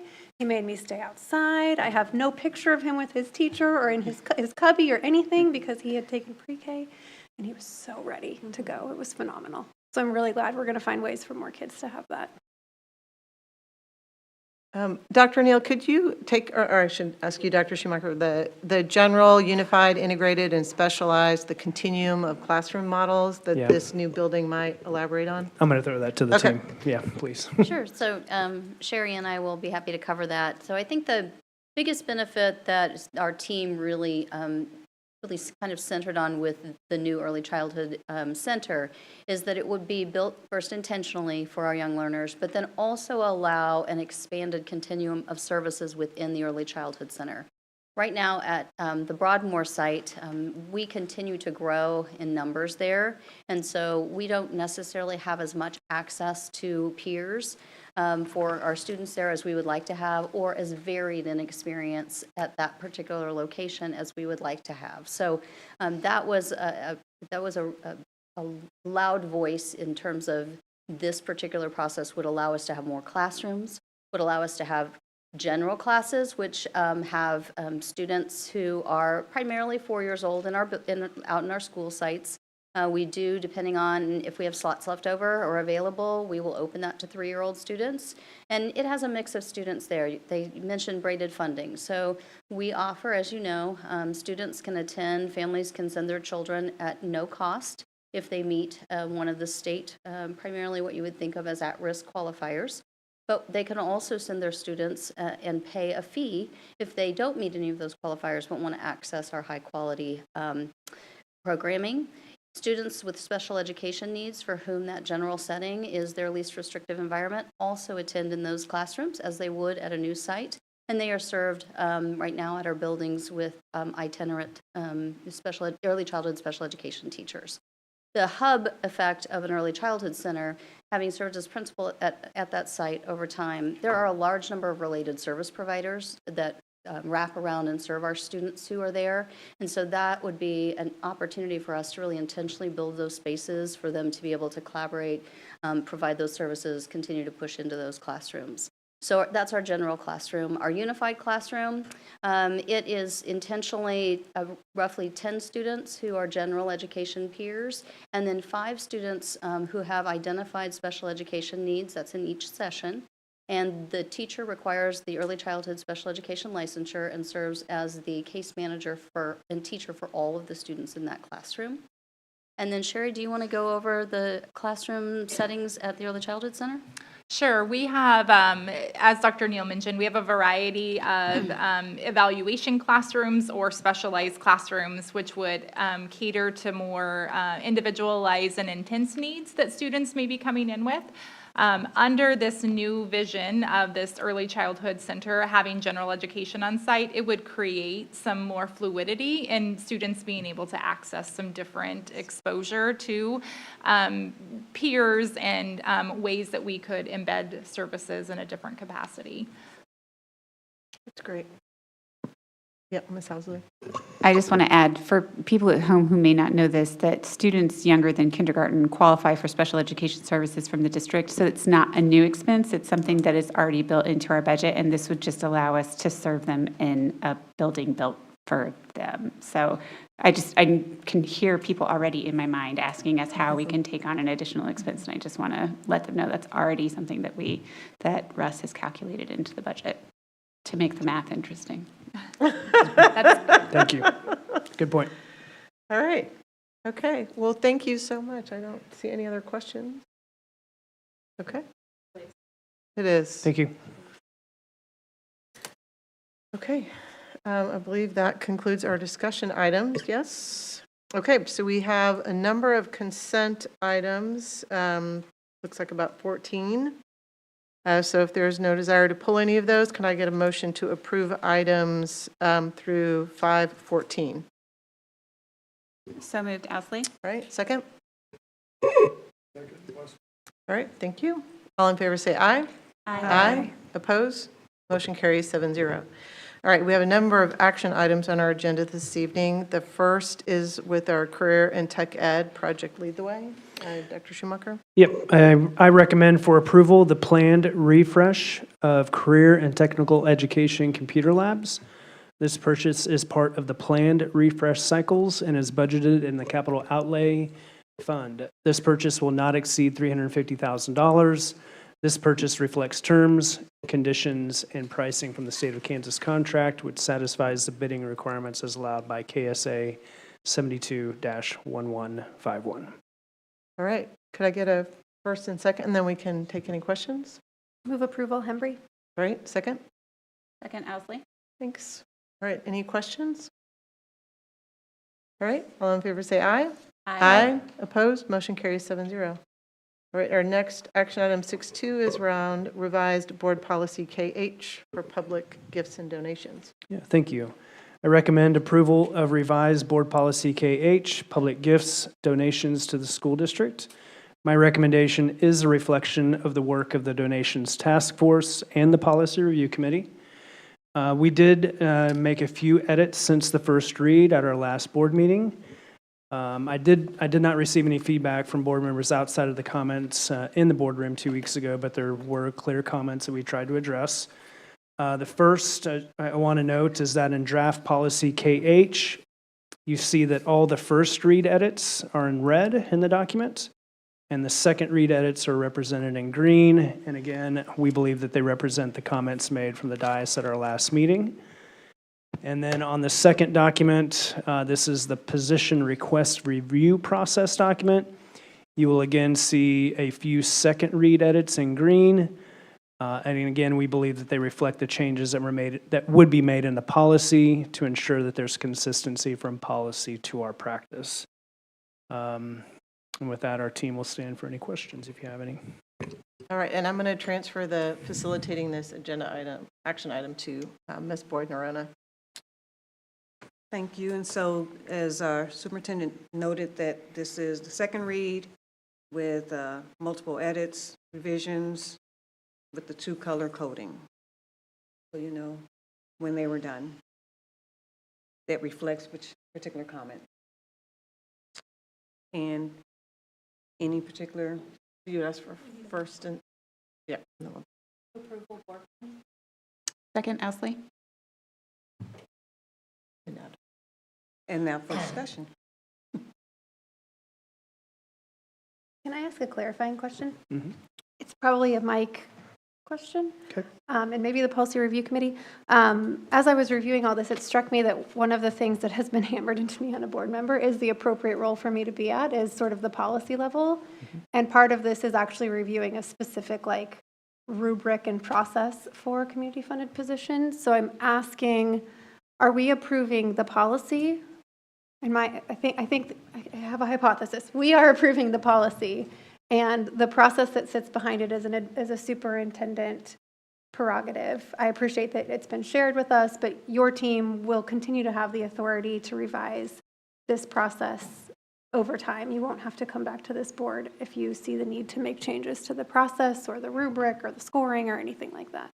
Thank you for that question, and that is accurate, yes.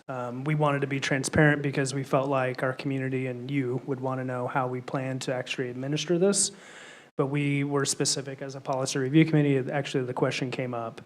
The actual application of this policy will be the responsibility of the superintendent and our designees, but yes, right now, this is how we would do it. Okay. Right now. I wanted to make sure you guys weren't being boxed into, ooh, this worked or didn't work or took 8 years or took 4 minutes or whatever and needed to change something. It does not have to come back to this board.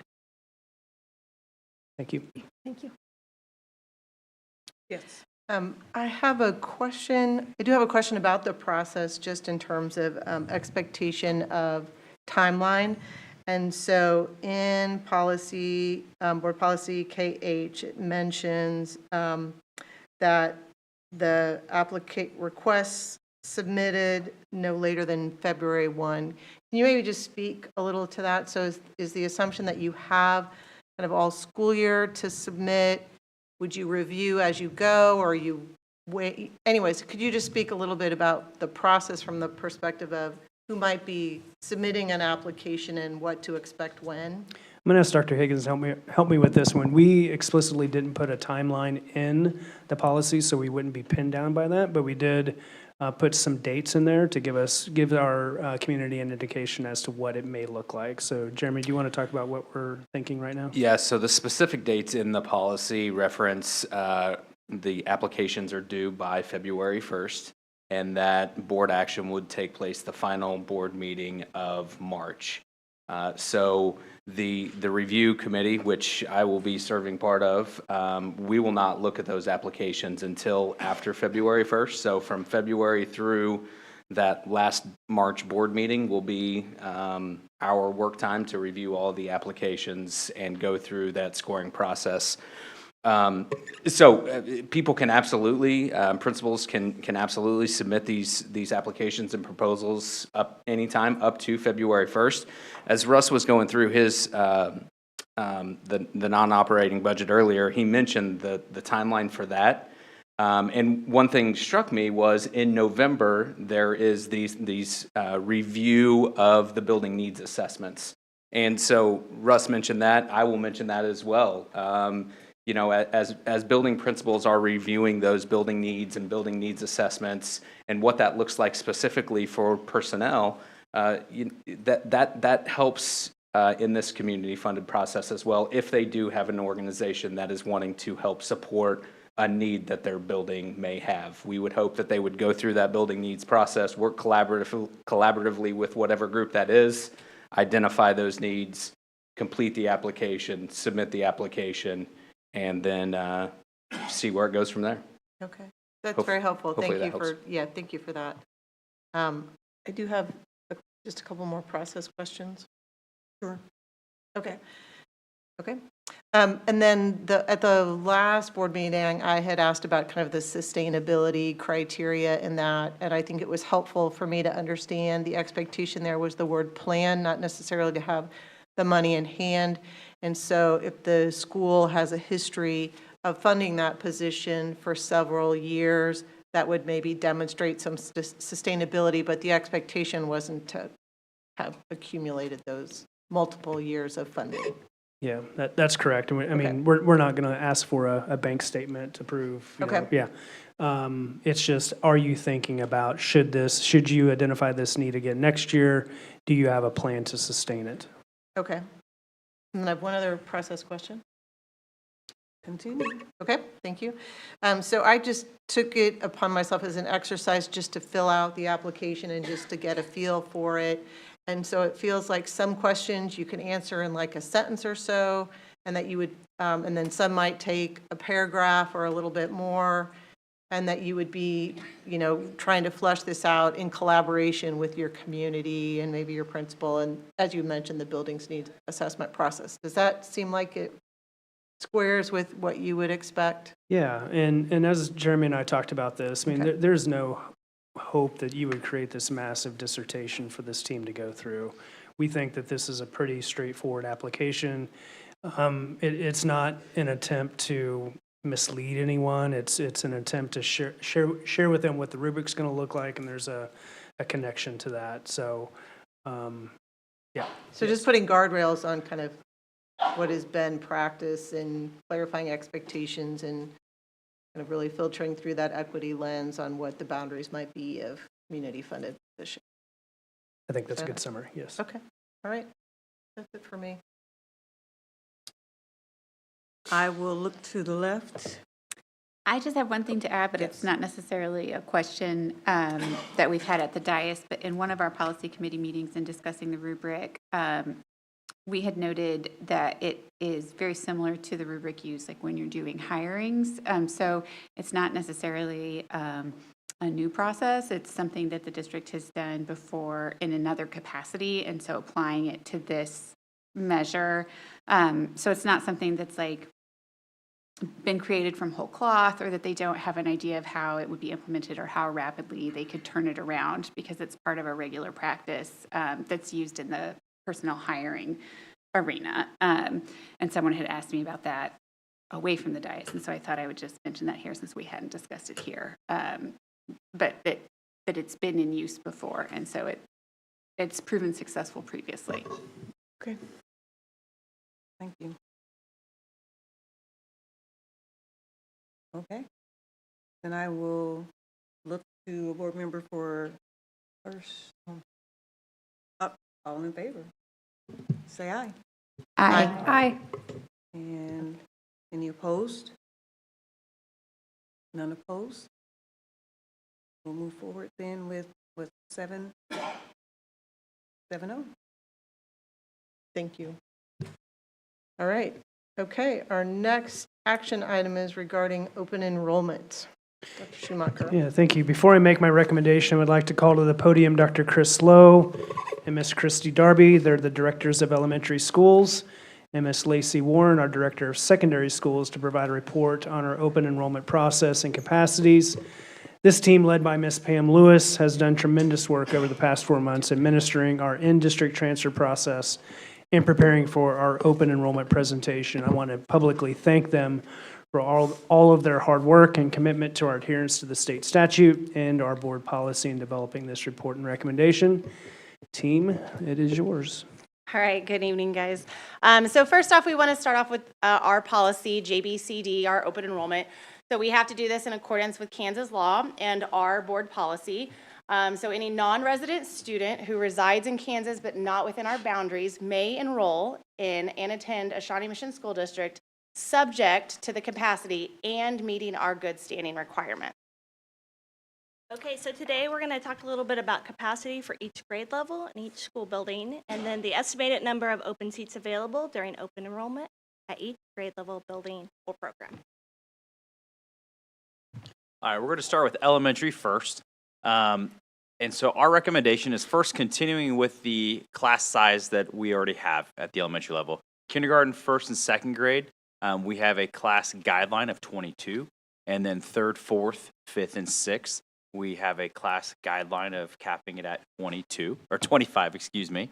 When it comes to the seats available for open enrollment, we're recommending that that is capped at kindergarten for 16, first and second grade, not to exceed 19, and then third, fourth, fifth, and sixth, not to exceed 22.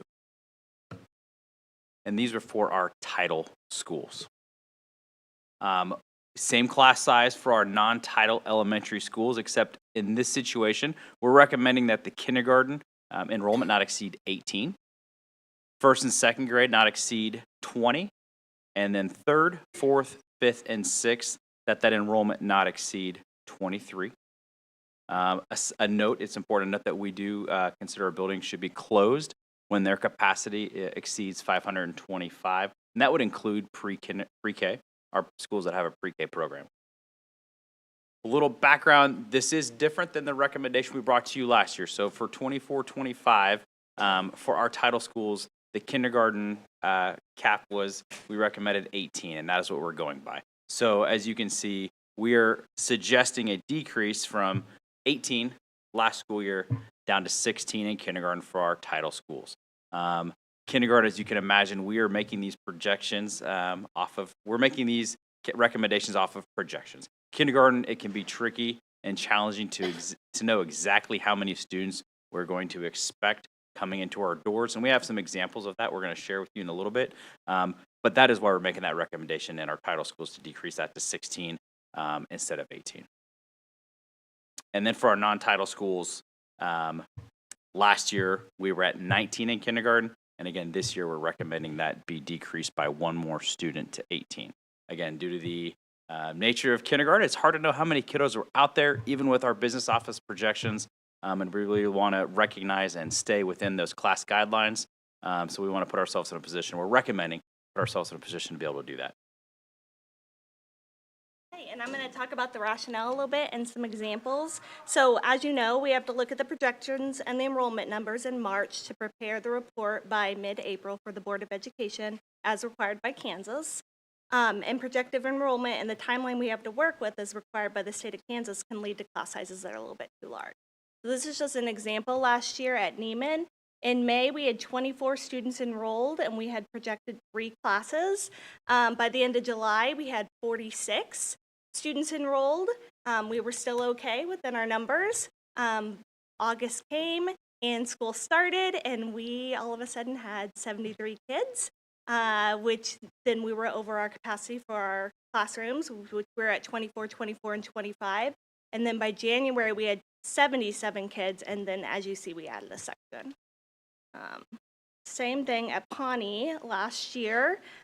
We started with 26 kids enrolled with 2 class sizes. By the end of July, we were at 32. Still okay. When it came to August, we were at 39. Again, 19 and 20 in a classroom. That was still okay. But by September, we had 48 students enrolled, and the class sizes were above capacity. By December, we had 51. And so in January, as you see, we had to add an additional section. The next slide just kind of talks about the schools that are we're recommending to be closed for capacity next year. And as Chris mentioned, we looked at the enrollments back in November and December, projected enrollments, before we opened our window in February. And any school that was above 525, including pre-K, is on this list.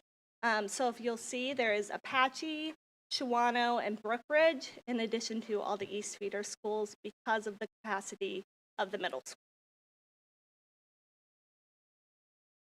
So for our remaining 24 schools that we're not recommending to be closed, you can see each school has a slide. And on the screen across the top, you'll see kindergarten, first, second, third, fourth, fifth, and sixth. Our guess on how many sections we're going to have, and then under that are guidelines. So I'll give you an example. Benninghoven at kindergarten, we're anticipating 3 sections. With our staffing guidelines up to 22, we build in our cushion of 4 per section. We're recommending that we don't anticipate having any seats available at kindergarten, for example, at Benninghoven next year. Now, if you look across that spreadsheet, you'll see overall in the building, we anticipate having 41 seats. But this is an example of in a kindergarten section that we don't anticipate, based on our projections and the number of sections we're anticipating, we wouldn't have any seats available for non-resident students. Dr. Lowe, just a point of clarification. Yes, sir. Staff sections, that 3 across, or 3 sections of kindergarten, so on, that's what we're planning on. Yes, sir. Based on projections and working with the HR department, that is what we're staffed for. Those will be the number of sections we start the school year with. Yes, sir. Okay. So I'll go to another school, for example, Blue Jacket Flint. I can go to first grade in this example. We have 2 sections that we're at now. Our staffing guidelines of 22 with our built-in safeguard of 2 per section. We anticipate having 1 seat available, or we're recommending posting 1 seat available for our non-resident students. Blue Jacket, for example, has 63. We're anticipating 63 seats available for non-resident students. And we're going to shift to middle school. I asked the team just to give a couple examples at elementary, if that's okay with you. It's there for your consumption. Okay. Okay. All right. So in order for us to determine our middle school and high school capacity, we go off of our ELA classes and what we can fit in our classes. So we look at, you can have anywhere from 22 to 30 students within those classrooms. Optimum for our ELA classes is 25. So factors to consider, we do have 2 title middle schools, and so we try to keep those enrollments not to exceed 24 in those classrooms, and then our other middle school classrooms are at that 25. Our middle school capacity size is 875, and so as you know, Indian Hills is our only closed school with their enrollment up above that number. So the number of open seats that we look at, we take the total number of sections of classes that are able to be taught based on the staffing projections that we get from HR, the total number of seats for students projected to be enrolled at each building, and then the total number of seats needed for all students based on that class size of the maximum or the minimum of 24 to 25. So again, Indian Hills is our only closed middle school. And then I'm going to show you this is where we are. So we have a total of 211 staffing sections at Hawker Grove, and it is one of our title buildings. And so our staffing guideline for that is 24, and we currently only have 5 spots available for incoming 7th or 8th graders out of district students. And just to show you a non-title school, we have 233 staffing sections at Indian Woods, and then those guidelines are up to 25 students in those classes, and so we actually have 0 openings for our 7th graders for out-of-district 7th grade, and we have 5 openings for any out-of-district 8th graders that want to apply. And then same thing with high school. Our capacity is defined very similar. We go off the ELA classes, 22 to 30, optimum is 26. We really want our classes to not exceed that 26 number when we look at the capacity. And then our maximum capacity for high schools is 1,900. So we do not have any closed high schools at this time. And the same thing with middle school. I'm not going to read you the same slide on that one. So at East currently, you can kind of see what our staffing sections are. We have 462 positions with those at 26 in each ELA class.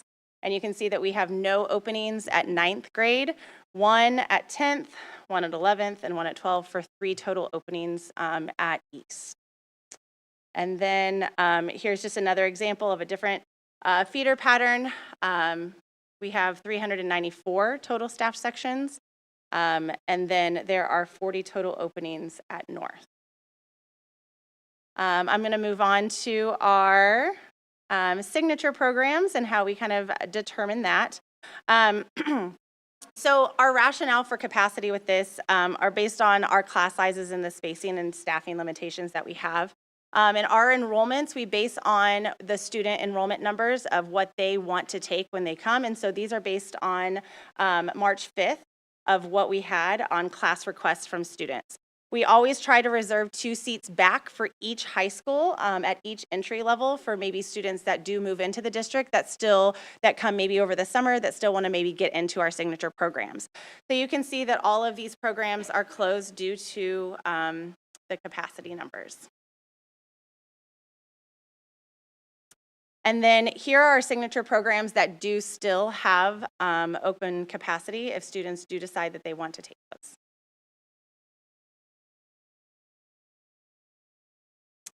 Okay. And with that wrap up of the report, I will recommend approval of the attached enrollment report, including enrollment projections, the capacity for each Shawnee Mission school, the pupil-to-teacher ratio, and the number of open seats available for non-resident students in schools and district programs for the 25-26 school year. Dr. Schumacher, may I make a distinction? I believe I heard them indicate pre-K would be included as part of open enrollment, and it is not included in our open enrollment practices. Yeah, just in the capacity numbers. Okay, thank you. All right. Thank you for taking on this Herculean task of figuring out how to comply with this state law and create opportunities for all of our students and staff. So I'm going to look and see if there's any questions. Yes, Ms. Borgman. Thank you for the presentation. It's nice to see you. I have a couple questions. First question is, let's say you have 5 people who want in and you have 1 spot available. So how does that work? How does that process work? So basically, the open enrollment window, as you know, opened January 1st this year, and we do have several families out-of-district families that went ahead and started applying at that point in time. So we look at, did they meet all the requirements of the open enrollment transfer? So do they have every single piece of document in that follows our handbook and our policy? And then it's time-stamped. It's based on who put it in first that qualifies. Okay, thank you. Do you mind if I ask? Oh, go ahead. Sorry. No, go ahead. Yeah, and then it's, oh yeah, sorry. I think, just to clarify, the in-district, when we do our in-district transfer window, which we just completed in February, we have a process that we follow for that, and we follow our policy that if you have siblings or a staff member, then we go in that order first, and then it's the timestamp. But when it actually gets to open enrollment, then that's a lottery system. Thank you. I appreciate it. With regards to the CAA and CTC, I noticed that a lot of our signature programs are full. I have a child that definitely benefited from a signature program at the CAA. And is this something that we're taking a look at to allow more students to participate in these incredible programs at Shawnee Mission? Yeah, I know we've added a few sections. I'm looking at you, Dr. Higgins. We've added a few sections of maybe fire science recently, culinary recently. Why you got to put me on the spot like I know. that? Well, Ms. Borgman did too. So as Jeremy's thinking of the answer, I will tell you that, so we work with. The plant one was actually a new program. It's got openings, but I thought that was new, and it's like a second section already or something. Yeah, it was new a couple years ago, I think, the plant and soil science. science. So.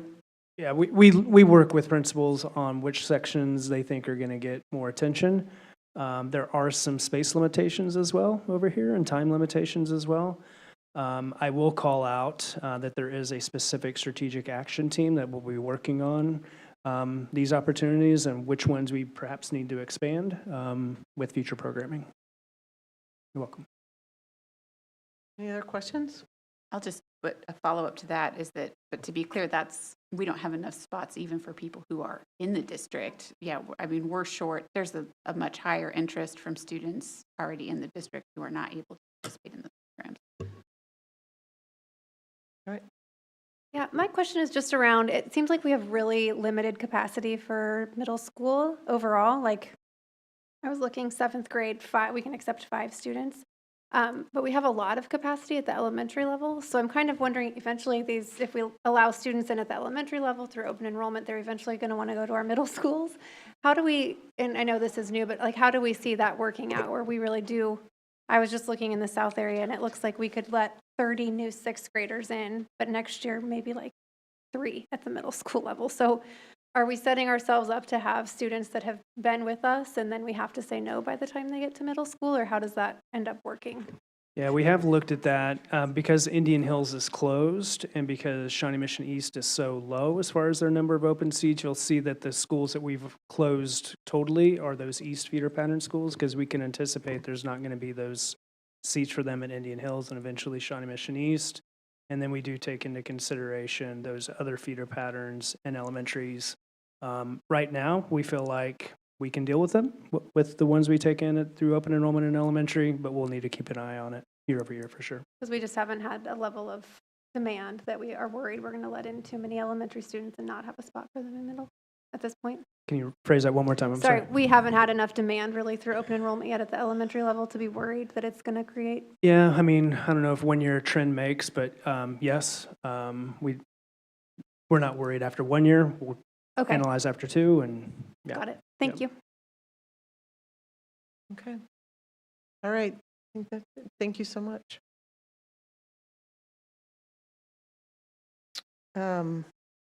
Okay. So we need to take action on the recommendation and these changes. So do I have a motion? Move approval, All right, Borkman. second. Second, Westbrook. All right, any other discussion? All right, all in favor say aye. Aye. Opposed? Motion carries 7-0. Again, thank you for all that work. All right, action item 6.4 is milk. Here we go, The milk. milk order. All right, Can I big move one. approval? Yes. Can I read the Yes, motion read first? it, yes. Yeah, all right. I recommend contracting with vendor Highland Dairy for the purchase and delivery of milk products for an estimated annual cost of $809,716, with final cost contingent upon the monthly cost of milk supplies and student participation/demand. The initial contract term would run from August 1st of 2025 through July 31st of 2026, with the district having annual renewal options for up to 4 additional years for a potential contract term of 5 years. This expense would be funded from the food service fund. All right, Ms. Embry. Motion to Move approve? approval. All right, second. All right, all in favor say aye. Aye. Opposed? Motion carries 7-0. All right, this opens this up to board comments. Does anyone have anything they want to share? Yes, Mr. Garcia. Thank you. Just a few things, a couple shout outs. At the top of the meeting, we did give a very due shout out to Becky Tate at Shawnee Mission North. I want to congratulate her again for being inducted to the KSPA Hall of Fame. Not only does she have 30, however many years working at North, but she's also a grad, so it's always nice when that can work out. And I believe her and her husband have taught the rest of the staff in that department in Shawnee Mission, if I'm not mistaken on that one, south, northwest, and yeah, which is great. Yeah, so just wanted to be sure to say that.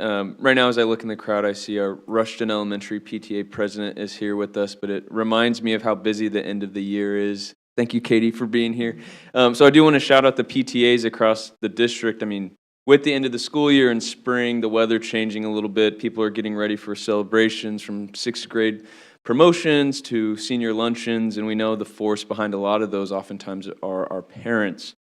So between the spring carnivals, fundraisers, field days, after proms, and teacher appreciations, I just want to express my appreciation for the families, parents, caregivers that choose to be involved in their kiddos' school experience and provide our community so much. And then lastly, I wanted to indicate my support for figuring out what we can do when it comes to teachers and having their children be students alongside their peers in Shawnee Mission. I know we've heard a lot of comments and are receiving a lot of commentary via email and online about teachers in our district that want to send their kids to our schools, and I think it's a really wonderful thing to have our teachers want that. So I want to voice my support for figuring out what we can do for those folks. We have a great school district, and I very much so value our educators who want to have their kiddos educated here.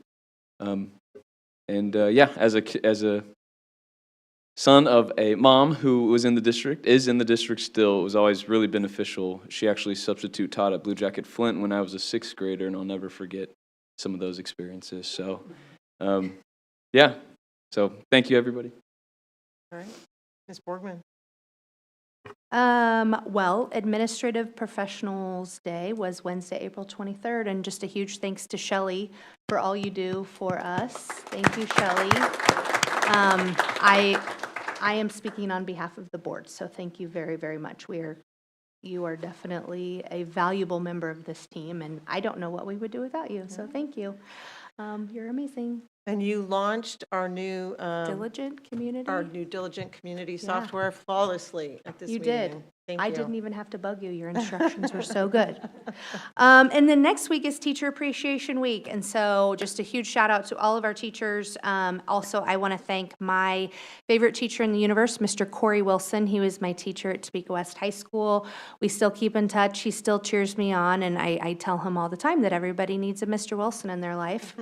And then I want to thank a teacher at Northwest, Mr. Pisani. He is an environmental ed teacher. He is in charge of the plant sale, which is going on now at Shawnee Mission Northwest.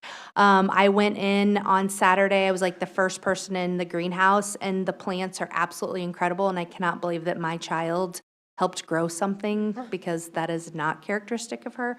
So, and she was so proud of her work. So it's so neat to see all of those kids grow stuff. So, and thank you, Mr. Pisani, for giving students a love of plants and birds. And we can now accurately identify an eastern and western meadowlark thanks to you. And I just, again, just a huge shout out to all the teachers, because wow, you are all superheroes. Thank you. All right, Ms. Ousley. I have two comments. The first one is the new buzzers. I can't even think of what the name of the new buzzers are. Sure, that's what they're called. Well, I know that they got rolled out this week, and I understand that anytime we have to adapt to new technology, it's difficult, especially for those of us inclined to not get along with technology. But I am excited for the opportunity that they provide for students who have health needs, or educators who need assistance. I think that there's a lot of potential there, and I'm appreciative of all the people struggling to figure out how to not make their buzzer go off. And then my second comment was just, we had a moment tonight at the dais where we passed an item unanimously that took a lot of labor for us to get there, and in the moment I thought, wow, look, democracy working. So thank you to the staff who did all the labor on that, and all the board members who we're here for hard conversations, and hopefully we are able to make it work with, not necessarily without a hitch, because that doesn't ever happen, but we'll work through it smoothly. So appreciate everybody who spoke up or tuned in or assisted with that. All right, yes, Ms. Embry. I just want to take a moment and remember two members of the Shawnee Mission South family. We lost two students on April 19th, Itzel Guerra and Jose Placencia Castañeda. Itzel was 18 and weeks away from graduating from Shawnee Mission South. She actually worked at a childcare close to Shawnee Mission South and was planning to pursue a degree in child development after she graduated from South this May, which will not be happening. Jose was 17 years old. He was a junior at Shawnee Mission South and planning to graduate early this December to go into a career in welding. I did not know either of these students personally, but I do know the Shawnee Mission South area, and I am so proud of how the South community has rallied around this family and the students who've been affected. I just checked, and our community in the South area has actually contributed over $30,000 of funding to these two families to help lay their children to rest. In 2 minutes, there's a student-hosted candlelight vigil tonight at the Shawnee Mission South Stadium to remember Itzel and Jose. And I know from being there firsthand that our teachers, social workers, and administrators at the school have put a lot of time into making sure that our students have the support they need as they process this loss. So I'm incredibly grateful for the compassion and professionalism and dedication that our team has shown in really exemplifying the very best Shawnee Mission has to offer. To the South community, I just want to say thank you for showing up and living our motto, which is culture wins. And I feel like this has been a really hard time for the South community, and culture has won. We've shown up for our community. And then to the families of Itzel and Jose, on behalf of the board and Shawnee Mission, I'd just like to extend my condolences. We're very much with you in grieving the loss of your children. All right, with that, we will be adjourning to executive session. And so I would look to Ms. Boyd-Nerona to read that motion. Yep. I move that the board takes a 5-minute break and then recess into executive session to discuss legal matters pursuant to the exception for matters which would be deemed privileged in the attorney-client relationship under the Kansas Open Meetings Act, FOMA, and that the board will reconvene in the boardroom at 8:35, I get that right, p.m. The board invites Dr. Schumacher, Dr. Stubblefield, Dr. Higgins, Russell Knapp, and Rachel England to join the meeting. All right, thank you. Do I have a second? Second. All right. All in favor say aye. Aye. Opposed? Motion carries 7-0. There will be no further business conducted after executive session.